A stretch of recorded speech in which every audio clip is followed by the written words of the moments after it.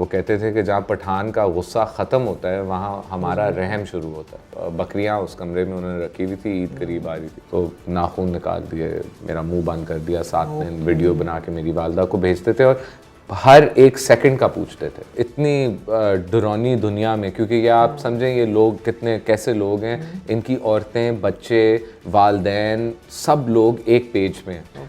ज़मीन में मुझे दफनाया, कौड़े मारे, मेरी कमर से गोश्त निकाला। मेरे किडनैपर को, जो उसकी मदर इन लॉ थी, जिसने उसको कहा तुम इस बंदे को नहीं टॉर्चर कर सकते, सही है।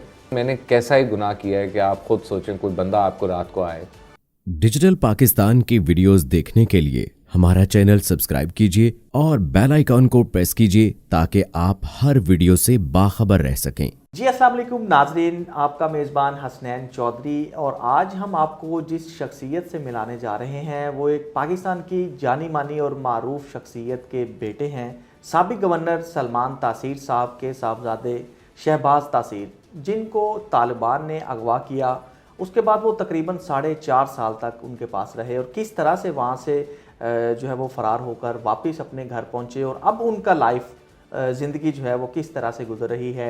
और वो जो हालात थे, तकरीबन 4.5 साल का अरसा एक लाहौर की मारूफ शाहरा MM आलम रोड से अगवा करना और यहाँ से फिर मुख्तलिफ़ पाकिस्तान के इलाकों में लेके जाना, फिर दूसरे ममालिक में जिस तरह अफ़गानिस्तान बॉर्डर क्रॉस करके पहुँचना और उनका वहाँ पे रहना, तो किस तरह से ये सारा वक्त गुजरा, क्या क्या इनको मुश्किलात का सामना करना पड़ा और उनकी निगोशिएशंस भी होती रही फैमिली के साथ, लेकिन इसके बावजूद वो किस तरह की उनकी डिमांड्स थी और क्यों जो है वो डिमांड्स पूरी नहीं हो सकती थी, ये तमाम चीज़ें हम उनसे जानेंगे। अस्सलाम वालेकुम सर। वालेकुम। कैसे हैं आप? ठीक हैं? अल्हम्दुलिल्लाह। बहुत क्रूशल टाइम था उस वक़्त, आपकी फैमिली पे भी, आप पे भी, ज़ाहिर बात है। तो किस तरह ये जब पहला दिन था जब आपको किडनैप किया गया, तो अब जब आपकी आंख खुली तो क्या मंजर था, कहाँ पे थे आप? काफ़ी मुश्किल था। पहली बात तो ये थी कि मुझे उन्होंने केटामीन के बहुत ज़्यादा इंजेक्शन लगाए हुए थे, तो I was in a has. और पहली बार जब मैं थोड़ा सा कॉन्शियसनेस में आया था तो मैं लाहौर में ही था, मैं वेलेंसिया हाउसिंग सोसाइटी में एक घर में था और मेरे हाथ पैर बंधे हुए थे और मैंने पहली बार उन लोगों को देखा और मैं तड़प रहा था। एक्चुअली वो जो केटामीन थी, बहुत बुरी रिएक्शन हुई थी। ये एक सिंथेटिक, आई थिंक हेरोइन जैसी चीज़ है और ये लिटरली इस्तेमाल होती है हाथी को या शेर को सिंगल बुलेट से सुलाने के लिए। तो इन्होंने एनीवेज कहा कि अगर उन पे होता है तो इंसान पे, but for us it's like synthetic heroin. तो काफ़ी इट वाज बहुत मतलब वायलेंट और हॉरिबल वो मतलब अबडक्शन थी जनरली स्पीकिंग। मारा था उन्होंने मुझे, ये ड्रग करते रहे, ज़मीन पे था, मारते गए 3 दिन मुझे नॉन स्टॉप। और मैंने कुछ खाया नहीं था, पिया नहीं था, मैंने I dirtied myself as well, but मेरी कॉन्शियस मेमोरी बहुत वेग थी उस वक्त और out in and out of consciousness basically. पहली बार जब सही तरह मुझे होश आया था वो मोटरवे पे था। ऑलमोस्ट अगर मैं फ्राइडे 26 अगस्त को अगवा हुआ था तो 28 जो संडे था। और मैं उठा और मतलब मुझे लग रहा था कि मैं कब्र के अंदर हूँ, क्योंकि जो बुरका था मेरे पसीने और उस सब कुछ की वजह से चिपक चुका था मेरे पे। और जैसे मैं उठ रहा था वो मुझे मतलब जितनी वायलेंट एक्सपीरियंस था मुझे समझ ही नहीं आ रही थी, मैं सोचा मैं मर चुका हूँ। तो पहले तो मैंने अल्हम्दुलिल्लाह मैं ज़िंदा था, I couldn't believe it. And फिर मुझे समझ में आई क्या हो रहा है कि ये लोग मुझे लाहौर से, तो मैं मोटरवे पे हूँ और मैं I am going towards God knows. And ये मेरे लिए दो एक बहुत ओवरवेलमिंग चीज़ें थी। एक, जब उन्होंने मुझे MM आलम पे उठाया तो जब मैं उनको अपनी घड़ी और पैसे और इस तरह की चीज़ें दे रहा था, उसने मुझे एक चीज़ कही थी कि शाहबाज मैं तुम्हारे लिए आया हूँ। और उस वक्त मैंने सोचा इसको मेरा नाम कैसे पता है। सब कुछ एक तरफ होता है, इंसान अपनी डे टू डे लाइफ में कभी भी नहीं सोचता कि कोई आदमी आपको ऐसे टारगेट करता है। यूजुअली भी जब अगर कोई टेररिस्ट ग्रुप है, अगर आप उनको पसंद नहीं है तो वो आपको एलिमिनेट कर देते हैं। तो ये मेरे लिए एक बहुत डिफ़िकल्ट चीज़ थी। और फिर दूसरा ये वाक़या जब मैं उठा और मुझे रियलाइज़ हुआ और उसके बाद देखें, स्टार्टिंग में आपको ये नहीं लगा कि जैसे एक डकैती या रॉबरी या इस तरह से कोई वारदात आम मुझे यही लगा, आपको ये मुझे एक्चुअली बिल्कुल यही लगा। मैंने इसलिए इमीडिएटली ना अपनी घड़ी और वॉलेट, और मैंने कहा मेरे पास कुछ पैसे थे, मैंने कहा आप ले लें, घड़ी ले लें, गाड़ी की मतलब मैंने कहा ले लें, कोई बात नहीं है। मगर उन्होंने इमीडिएटली मुझे मारना शुरू किया, और मार के उन्होंने मुझे गाड़ी के वो जो बैक साइड पीछे होते हैं उधर रखा अपने पैरों के नीचे, और मार ही जा रहे थे। तब मैंने उसको कहा कि यार मारने की ज़रूरत नहीं है, जो भी चाहिए ले लो। उस वक्त उसने ये कहा कि शहबाज मैं तुम्हारे लिए आया हूँ।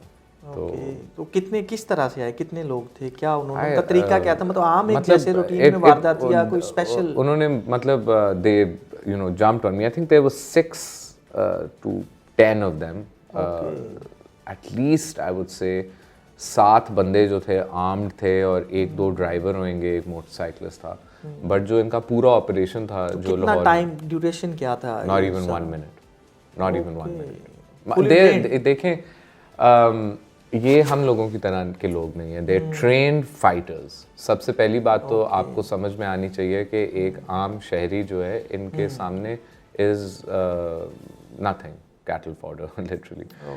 हमारे जो आर्म्ड फोर्सेस हैं और जो हमारी पुलिस और इस तरह की जो हमारी जो इदारे हैं, they find it difficult to combat these people because of how violently they attack. और इनके literally hit and run operations होते हैं। सो ये मास्टर्स हैं उस आर्ट के। दे नो एग्जैक्टली ये रेकी करते हैं, मतलब hidden like as a shadow, बिल्कुल ही वो through police lines, through your you know intelligence, they very good कि हमें टेक्नोलॉजी की ज़रूरत नहीं है। So it's difficult to track them. Even though मैं बच गया एक मोबाइल फ़ोन की वजह से, और चाबी जो मैंने ज़रा ड्रॉप कर दी थी, ये 2 चीज़ों ने मुझे बचा दिया उस वक्त। मगर जैसे ये आपको उठाते हैं, the planning is perfect and एक आम आदमी doesn't stand a chance. Okay, तो यहाँ से जब आप निकले लाहौर से, तो पहला कहाँ पे आपको उन्होंने रखा, जहाँ पे कैद किया, या देखें इधर से सेल था या क्या ये था? MM आलम से मुझे डायरेक्टली लेके गए वेलेंसिया, 3 दिन उधर रखा है। उधर से ये मुझे फजर के बाद हम निकले। आई पीस्ड ऑल दिस, मतलब काफ़ी साल मुझे लगे थे ये पूरी स्टोरी को पीस करने में, मगर ये फजर पे ही निकले हैं। और अफ्तारी हमने मीर अली में की है, मतलब मैंने तो नहीं की, वो अफ्तारी कर रहे थे और मुझे अच्छी तरह याद है। और अफ्तारी के बाद ये मुझे लेके गए हैं जो इनका सेफ हाउस था, जो एक इनका आप कह दें मरकज़ था, जहाँ, और मैं इनके ग्रुप के इंटेलिजेंस इदारे के साथ था। तो ये बड़े मतलब आप समझें इनकी ग्रुप के अंदर जो अम्ब्रेलाज होती हैं, जो जैसे एक कंपनी नहीं फंक्शन करती है, आपके अकाउंट्स होते हैं, IT डिपार्टमेंट होती है, मैनेजमेंट, उनकी डिफरेंट डिपार्टमेंट्स हैं, बैतुल माल है, सब कुछ है। जी जी, they very, and her group, not just one, all of them operate like this. और फिर इनकी इंटर कोऑर्डिनेशन होती है। ओके, तो कौन सा ग्रुप था, आपको कैसे पता चला, और उन्होंने आपको बताया कि हम ये हैं, हम ये चाहते हैं, ये कोई डिमांड्स का आपसे कोई बात की?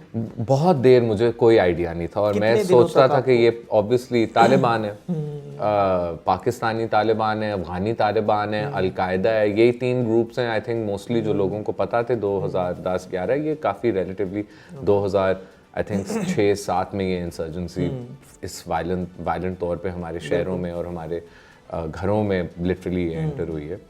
और कोई ऐसा, मैं कहता हूँ पाकिस्तान की कोई जगह ऐसी नहीं रही जिस इस टेररिज्म ने उसको टच ना किया हो। ख़ानदान बर्बाद कर दिए हैं, शहर बर्बाद कर दिए हैं, हमारी societies as we know them, हमारे बीच कितने इख्तलाफ पैदा हो गए। उन्होंने आपसे डिमांड कब की, या आपसे डिमांड नहीं की, या फैमिली से की? मेरे से उन्होंने वीडियो बनवाई थी। एंड क्या बनवाई थी? डिमांड की। बुक में भी उसकी बड़ी इंटरेस्टिंग कहानी है। क्या हुआ, 2 वीडियोस बनवाई थी। पहली वीडियो थी जिसमें उन्होंने मेरे से कहा कि मतलब मैं इनके साथ हूँ, तो जब ये फ़ोन करेंगे तो आप मतलब इनसे बात करें। तब तक तो मैं अल्लाह का शुक्र अदा कर रहा था कि एक वीडियो बन चुकी है और इंशाल्लाह अब एक नेगोशिएशन शुरू हुई थी। मेरी बहुत उम्मीद हाई थी।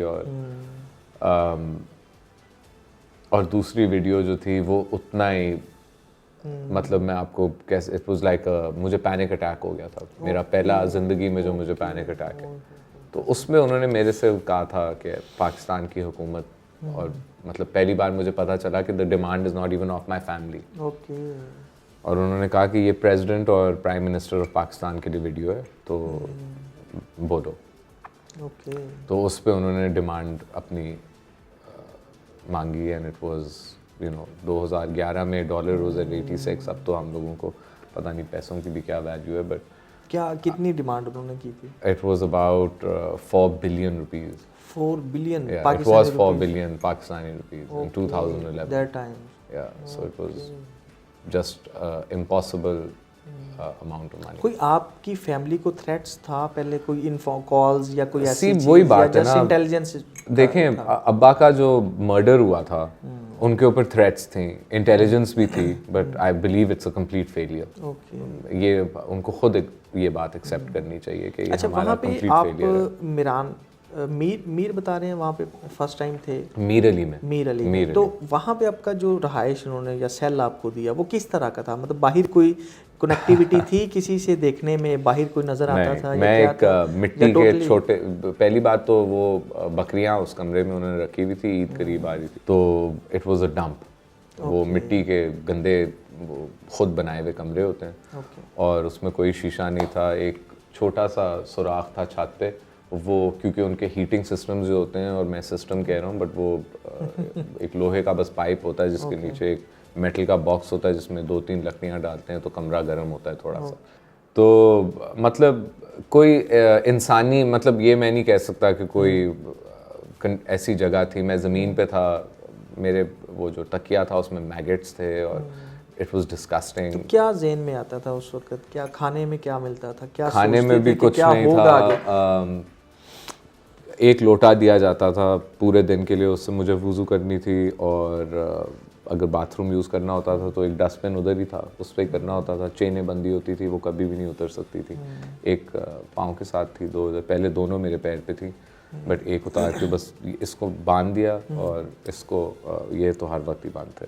जब तक मैं ड्रोन नहीं हुआ, जब मैं ड्रोन हुआ तो उनको मुझे मूव करना पड़ा एक फैमिली के साथ, और उधर थोड़ी सी मतलब आहिस्ता आहिस्ता जंजीरें उतरी, इंसानों के साथ इंटरेक्शन हुई। इंसान कहता हूँ मतलब बच्चे।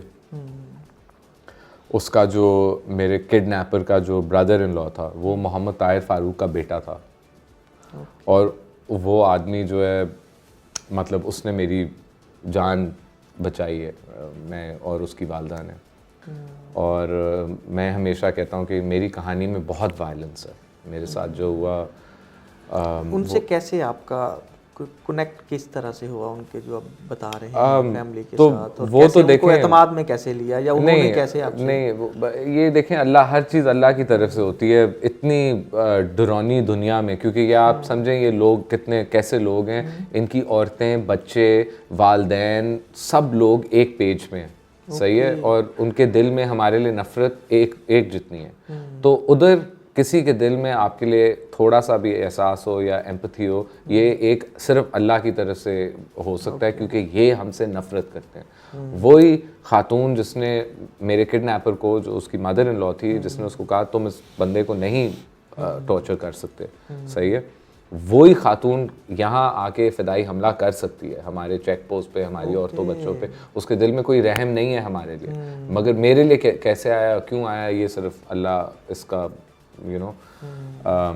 और वो लड़का जो था उसका आप सोचें, वालिद जो था वो मोहम्मद ताहिर फारूक था, उसने ये ग्रुप बनाया था। और इमेजिन उस आदमी के बेटे को एक दर्द होती थी देखते हुए कि यार ये इस आदमी के साथ क्या कर रहे हैं, इस तरह नहीं करना चाहिए। किस तरह का टॉर्चर करते थे और क्यों करते थे? देखें वो डिमांड थी उनकी, वो डिमांड किया उन्होंने, मेरी फैमिली ने कहा ये इम्पॉसिबल है। ये पहली बात तो ये कि कोई दुनिया की इंटेलिजेंस डिपार्टमेंट आपको ऐसा पैसा नहीं पहुंचने देगी, सही है, तो हम कैसे ये कर सकते हैं, कोई रीज़नेबल बात करें, और हम करते हैं। तो उन्होंने कहा ओके, तो नाखून निकाल दिए, मेरा मुंह बंद कर दिया, 7 दिन वीडियो बना के मेरी वालदा को भेजते थे, और हर एक सेकंड का पूछते थे कि फास्ट फॉरवर्ड, तो मतलब किसी और ने तो नहीं देखी, उसके लिए मैसेजेस होते थे।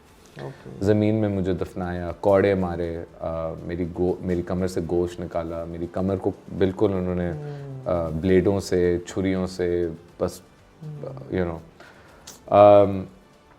मारते थे, कंडीशंस थी, स्टार्व करते थे, बट यू नो अल्लाह रहम कोई करता है। बैंडेज करते थे या बस छोड़ नहीं, देते थे? कोई मेडिसिन, कोई चीज? सिर्फ जब ये गोश्त निकाला था मेरी कमर से, तो वही जो ब्रदर इन लॉ था, उसका नाम अब्दुल अजीज़ था, तो अब्दुल अजीज़ जो था वो मेरा ख्याल रखता था, लेकिन ये बहुत लेट हो चुका था तब तक। मैंने मतलब आउट ऑफ द वे जाके, या पता होता था उनको? नहीं, उधर सबको पता था। वो फॉर एग्जांपल वो रात को आके कहता था सुबह नाखून निकालेंगे। सही है। तो मैं कहता था कि गुनाहगार तो हम हैं, सही है, लेकिन मैंने कैसा ही गुनाह किया है कि आप खुद सोचें, कोई बंदा आपको रात को आए और कहे तैयारी करो सुबह नाखून निकालेंगे, और आप कहते हैं यार स्कूल में भी फेल हुए हैं, हर बंदे के साथ हर किस्म की चीज़ हुई है, ये मैंने नहीं कभी सुना तैयारी, ज़िंदगी की तैयारी करने में। तो you know I don't know, वो तो बहुत, उसके जितना मेरे किडनैपर के दिल में मेरे लिए कोई रहम नहीं था, उतना ही रहम उसके ब्रदर इन लॉ और उसकी मदर इन लॉ के दिल में अल्लाह ने डाल दिया। और उन्होंने, मैं कभी खातून को मैंने देखा नहीं, क्योंकि वो पर्दे में सारे उनकी औरतें रहती हैं, मगर उस घर की औरतों, बच्चों और अब्दुल अजीज़ ने मुझे बचाया। तो अपने घर में ही रखा हुआ था? घर में रखा हुआ था, एक कैदी था, कमरा साइड पे जेल बना के रखा था, मगर बच्चों को नहीं पता होता जेल क्या होता है। छोटे छोटे बच्चे आते थे, वो समझते थे, मतलब बातें करते थे। फिर वो उज़्बेक थे, और मतलब लैंग्वेज में, हाँ, अब जितने उनके मर्द खौफनाक, और मतलब वो मैं हर लोग बंदे को बताता हूँ, उनकी एक बड़ी फेमस मिसाल है कि जहाँ पठान का गुस्सा ख़त्म होता है, वहाँ उज़्बेक का रहम शुरू होता है। तो मैं खान साहब से भी जब मिला था, I got shot is well, तो हम हंस रहे थे और बता रहे थे, मुझे एक्सीडेंटल पड़ी थी, वो तो कहते हैं कि मुझे टारगेट किया था। तो उन्होंने मेरे से यही पूछा कि ये लोग कैसे थे। तो वो खुद भी समझते हैं पख्तून अवाम को। तो मैंने उनको जब ये बोला कि वो कहते थे कि जहाँ पठान का गुस्सा ख़त्म होता है, वहाँ हमारा रहम शुरू होता है। तो उन्होंने एक वक्त सेकंड भी नहीं गुजारा, कहता ये तो बिल्कुल ही जानवर है। तो उन्होंने कभी आपको कोई ट्रेनिंग वगैरह इस तरह के भी वो लेके गए किसी, या उनके पास असलहा किस तरह से उनके था? पास हर किस्म का, पहली बात असला है, और वो बहुत अनबिलीवेबल, वो एक मार्शल आर्ट्स होती है, वो उसको अकीडो कहते हैं, वो हैंड टू हैंड डिफेंस होती है, टू डिसआर्म यू। तो मैंने उनकी, जब हम शवाल में गए हैं ना, अराउंड 2014, जब कराची एयरपोर्ट अटैक हुआ है, 14, हाँ, तो 14 था, 13 की समर थी, मुझे सही तरह याद नहीं है, आई थिंक 14 की समर थी। तो मैं तब बिल्कुल आज़ाद हो चुका था। वो मेरी किताब में भी आप पढ़ेंगे, तो अब मैं उनके साथ बैठता था, बुर्का भी चला, ट्रांसपोर्ट में भी ऐसे ही जाता था, मेरी दाढ़ी यहाँ तक थी, मेरे बाल लंबे थे, टर्बन बांध के। किया मतलब एतमाद हो गया या क्या? एतमाद नहीं, देखें मैं किधर जाऊं, पीछे बम और गिर रहे हैं, सही है, मजबूरी आप खड़े होके किसी दूर जेट प्लेन को नहीं कह सकते हो हेलो, मुझे बचाएं। और मैं आपको एक बहुत इंटरेस्टिंग बात बताता हूँ, जहाँ मैं आपको ये बता रहा हूँ, मेरे जो बहुत मेरे भाइयों की तरह है, हैदर गिलानी, जो यूसुफ रजा गिलानी साहब के बेटे हैं, उनका जो मिरेकल है बचने में, जो आई थिंक किसी को नहीं समझ में आता, वो ये है कि वो रेड में आदमी बचा है। अच्छा। और जब एक यूएस या कोई जब फौजी या कमांडोज रेड करते हैं ना, और उनको पता ना हो कि इधर कोई इनोसेंट आदमी है, so it is a shoot on sight, there nobody checks you, nobody checks. वो उस आदमी को भी अल्लाह ने कैसे बचाया है ये मैं नहीं जानता, मगर यही बात है ना, हम पीछे नहीं जा सकते। हम इनको, ये लोग ये मेरे गाइड थे। मैं कभी कभार बात करता हूँ ना, तो मैं कह रहा था हम इधर से उधर गए, हम इधर से इधर गए, क्यों? वो चलते थे और उनको पता था ये हमारे पीछे ही इज फॉलोइंग अस, ये इधर उधर नहीं जाएगा, कोई जगह नहीं है, आप दुनिया के गॉड फॉरसेकन अबैंडन्ड एरिया में है, सही है, और मौत है। रास्ते किस तरह से थे यार? These are the old smuggler routes, these are, ये जो अफगानिस्तान और पाकिस्तान, ये जो हमारा बॉर्डर है ना, दिस इज़ वन ऑफ, ये मैं आपको बता रहा हूँ, एक ऐसी जगह है, मैं नहीं, यहाँ इंसान हम जैसे लोग नहीं ये जगह नहीं फिर सकते, जा सकते। ये यहाँ दुनिया के सबसे ख़तरनाक लोग और ख़तरनाक चीज़ें और हो रही हैं। स्मगलिंग, ओल्ड स्मगलिंग रूट्स हैं, टेररिस्ट हैं, इंसर्जेंट्स हैं, जो भी है वो इधर से जाता है। अच्छा, किस किस कंट्री में आपको लेके गए? तो पाकिस्तान और अफ़गानिस्तान बट अफ़गानिस्तान जो है वो एक ऐसे ही जगह है। जब हम अफ़गानिस्तान पहुंचे थे ना, तो जो ये फ़ाइटर थे, अब मैं चले आम आदमी हूँ तो आप मुझे साइड पे कर दें, मगर जो जितने फ़ाइटर थे वो सब उज़्बेक थे। वो सब सजदा में गिर गए क्योंकि हम 7 दिन बमबारी से बच के आए थे अफ़गानिस्तान। तो जब वो सजदा में गिरे, जो उनका गाइड था वो एक अफ़गान तालिबान था, वो हंसना शुरू हो गया। उसने उनको कहा कि सजदा क्या कर रहे हो, इधर तो कुत्ता भी खुले आसमान के नीचे नहीं सो सकता। तुम्हें पता है तुम आए किधर हो, सजदा क्या कर रहे हो? तो अफगानिस्तान मुश्किल में आ गए। हाँ, वो अफ़गानिस्तान देखें, पाकिस्तान में जो भी है हमारी फ़ौज है। हमारी फ़ौज दुनिया की लिस्टिंग में टॉप 10 में है, मगर 1, 2, 3 नहीं है। अमेरिकन फ़ौज 1 या 2 या 3 है, जैसे भी आपने जिस डिपार्टमेंट में भी देखना है। ओके, तो जब वो आपको हिट करते हैं और या वो ड्रोन करते हैं या वो जेट स्ट्राइक करते हैं या वो बमबारी करते हैं, तो वो तो मतलब उन्होंने जो किया है अफ़गानिस्तान में, वो एक खंडर है, वो जगह एक ख़त्म हो चुकी है। ये बताएं फिर कैसे आप वहाँ से निकलने में कैसे कामयाब हुए? ये किस तरह से हुआ? वो देखें, एक पुलिस वाले ने मुझे कहा था कि जिसको फिर अल्लाह बचा देता है उसको हम क्या कहें। वो मुझे रोका था उन्होंने, नाके पे जाएं आप फिर।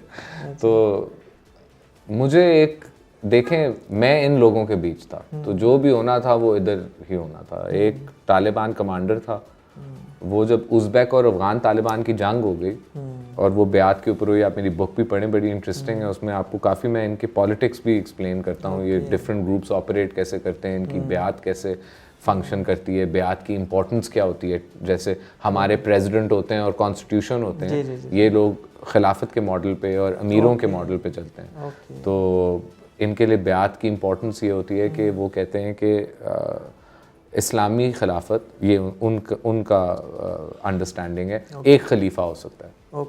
अगर कोई और खिलाफत डिक्लेयर करे तो वो कत्ल वाजिब होता है। तो अगर अफ़गान तालिबान ने कहा है कि हमारी खिलाफत है और अबू बकर बगदादी इराक में कहता है कि मेरी खिलाफत है, तो जो अफ़गानिस्तान में उसको बेआत देगा वो ये कह रहा है कि अफ़गान तालिबान लेजिटिमेट नहीं है। तो उनको इनको मारना होगा अपनी लेजिटिमेसी के लिए। हर दुनिया में पॉलिटिक्स है, हर ग्रुप में पॉलिटिक्स है, हर चीज़ में पॉलिटिक्स है। उस पॉलिटिक्स ने मुझे, अल्लाह ने इवेंट्स ऐसे किए कि मैं इन उज़्बेकियों के हाथों एक अफ़गान तालिबान जेल चला गया, ट्रायल हुई, शूरा में बैठा, जज हो गया, जज बैठा, ट्रायल कर दी, वर्डिक्ट दे दिया, भेज दिया। एरोज़गान, लिटरली बीच अफ़गानिस्तान, कहीं पहाड़ पे।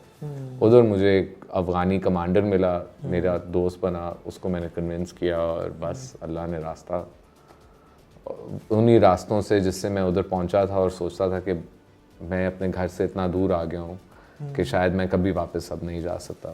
और ये नाउमीदी की बात नहीं है। उस कमांडर ने आपको बचाया या खुद भागे या किस तरह से, मतलब ये थोड़ा नहीं, उसने मेरे लिए प्लान किया, लेकिन उसमें मेरा भी एफर्ट था, उसका भी था। You really you have to read it, you know, I it's वो कहते हैं इट्स द ग्रेट एस्केप।